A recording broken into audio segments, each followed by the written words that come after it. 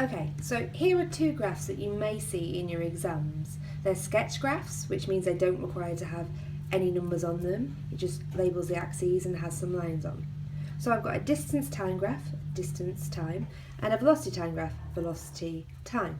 They may look very similar, but they are very different. So starting with the distance time graph, this can show you three things. It can tell you the distance a vehicle travels, it can tell you the time it takes to travel that distance, and it can also tell you the speed. And as you know, speed is equal to distance divided by time, or the gradient of the graph.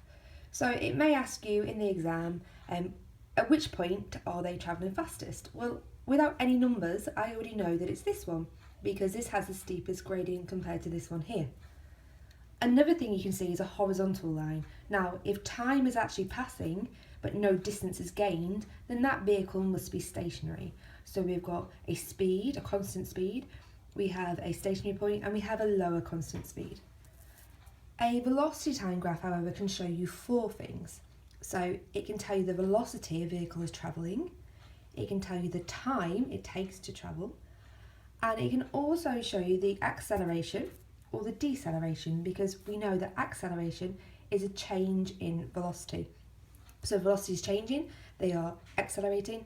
If it's changing again but in a negative way, then they are decelerating. I can see which point is the fastest acceleration, again due to the gradient of the graph. Now here, when we have horizontal lines, they're not stationary, okay, and this is what people get confused with. They're going at a constant velocity. Here it's changing, here it's constant. Now, what's the fourth thing that they may ask you, and they do ask you this, is what is the distance travelled, maybe between 2 points when they're accelerating the fastest or when they're decelerating. Now, this is what everyone gets confused with. Now, with a velocity time graph, the distance travelled is the area under the graph. So what you need to do is section off your graph, and you would need numbers for this. So you have 5 there, and if, say, they were going 10 metres per second, then I would do 5 times 10 equals 50.